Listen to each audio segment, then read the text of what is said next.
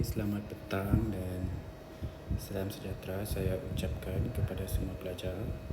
Jadi untuk hari ini kita akan tengok satu topik dalam bahagian karangan, iaitu ringkasan. Itu bagaimana kita nak pinjam soalan ringkasan PT3 format yang baru. Kita akan tengok dahulu teknik-teknik yang kita akan gunakan dalam menghasilkan sebuah ringkasan. Jadi panjang ringkasan adalah tidak melebihi 100 patah perkataan. Jadi tak boleh melebihi daripada 100 patah perkataan. Tidak melebihi 100 patah perkataan. Kemudian pelajar digalakkan supaya menggunakan ayat sendiri tanpa mengubah maksud asal petikan. Jadi cara kamu nak guna ayat sendiri adalah kamu buang ayat-ayat huraian, ambil poin-poin yang penting sahaja, kemudian kamu tambahkan dengan penanda wacana, dan itu akan menjadikan ayat tersebut ayat kamu sendiri. Yang ketiga adalah ambil isi daripada petikan sahaja, tak boleh tambah isi sendiri. Kamu mesti mengambil isi yang terdapat di dalam petikan sahaja. Kemudian 4, kalau boleh elakkan salin bulat-bulat daripada petikan. Kamu jangan salin bulat-bulat daripada petikan. Kamu kena cari isi, buang ayat huraian dia seperti yang saya cakap tadi, kemudian kamu tambahkan dengan penanda wacana supaya ayat itu menjadi ayat kamu sendiri. Yang kelima ini seperti yang saya bagi tahu tadi, kamu buangkan ayat huraian, kamu buangkan ayat contoh, kamu buang kalau ada peribahasa, kamu pun buang juga, dan lain-lain untuk menjadikan jawapan kamu lebih pendek. Biasanya jika terdapat penanda wacana seperti selain itu, tambahan pula, dan banyak lagi, maksudnya isi yang dikehendaki mungkin terkandung dalam ayat tersebut. Jadi di sini dia bagi hint dekat kamu, kalau ayat yang kamu jumpa di dalam petikan itu ada perkataan selain itu, ada perkataan tambahan pula, maksudnya itu mungkin isi yang dikehendaki. Jadi itu adalah teknik-teknik yang kita guna untuk membuat karangan. Iaitu yang pertama tadi saya ulang semula, panjang ringkasan tidak melebihi 100 patah perkataan. Kemudian digalakkan untuk menggunakan ayat sendiri tanpa mengubah maksud asal petikan.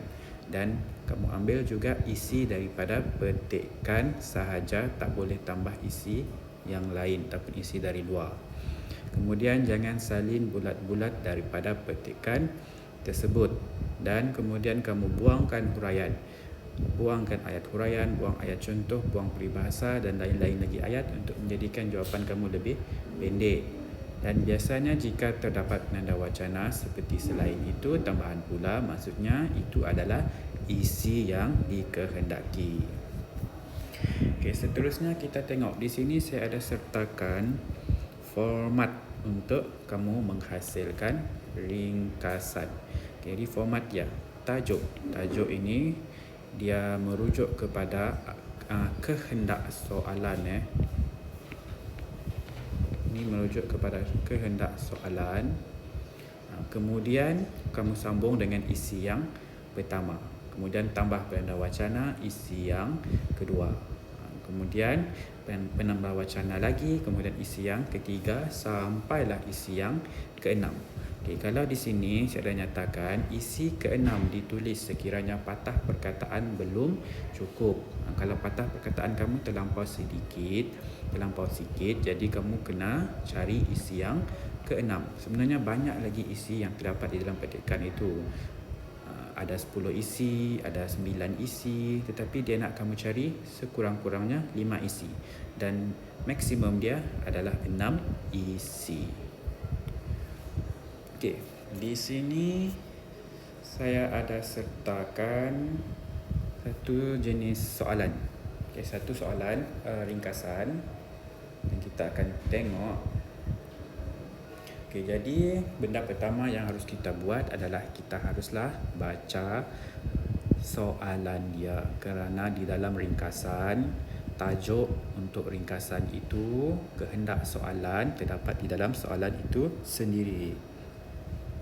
Okey, soalan dia, baca petikan di bawah dengan teliti dan tulis sebuah ringkasan tentang kebaikan belajar secara berkumpulan. Panjang ringkasan anda tidak melebihi 80 patah perkataan. Anda digalakkan untuk menggunakan ayat anda sendiri tanpa mengubah maksud asal petikan. Okey, jadi kehendak soalan yang dia nak adalah kebaikan belajar secara berkumpulan. Okey, jadi kamu kena baca petikan ini dari mula sampailah habis. Sebab baru kalau baca barulah kamu tahu yang mana isi dan yang mana bukan isi. Okey, di sini saya akan bagi tahu isi dekat sini. Okey, jadi isi yang pertama untuk petikan ini ialah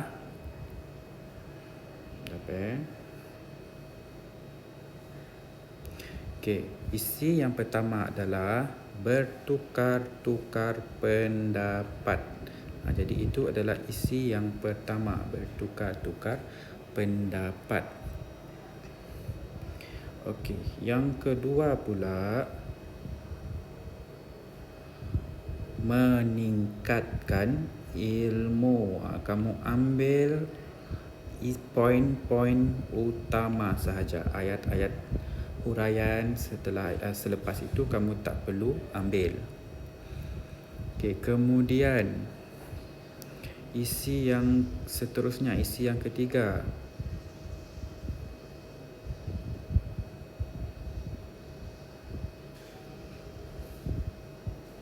Okey, dalam proses memahami bahan-bahan yang kita peroleh daripada buku atau kuliah untuk disusun dalam bentuk yang lebih kemas. Okey, itu adalah isi yang ketiga.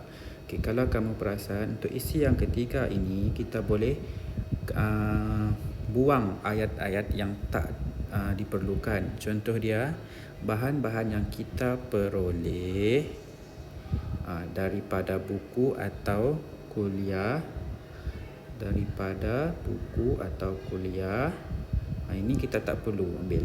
Kita sambung terus daripada bahan-bahan yang kita peroleh, disusun dalam bentuk yang lebih kemas. Jadi itu adalah isi yang ketiga. Okey, isi yang seterusnya, isi yang keempat. Kita memerlukan orang lain untuk memberikan pecahan-pecahan yang tidak kita miliki.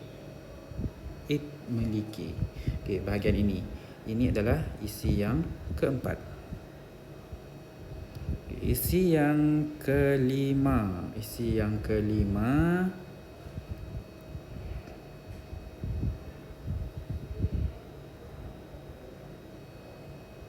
Okey, isi yang kelima adalah sama-sama mahu mendapatkan pengetahuan.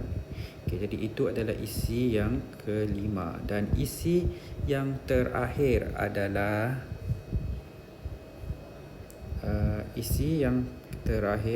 kadar kepantasan kita akan meningkat. Okey, jadi itu isi yang keenam. Jadi sekurang-kurangnya kita perlu mencari 6 isi.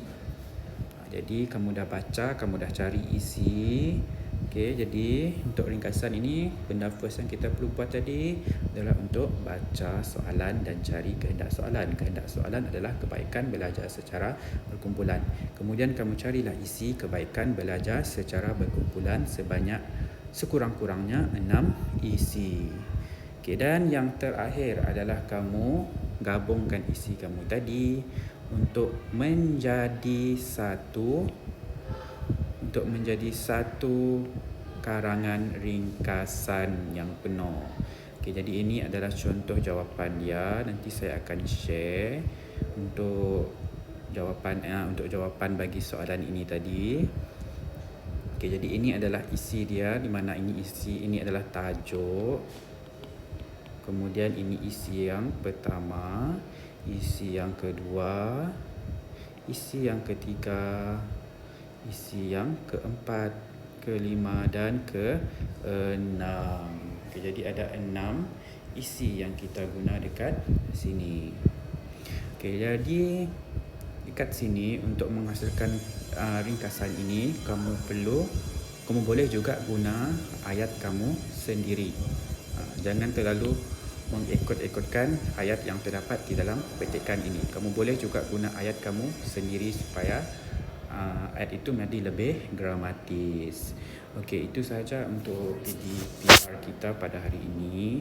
Untuk soalan pada hari ini saya akan kongsi di dalam grup WhatsApp nanti. Okey, terima kasih.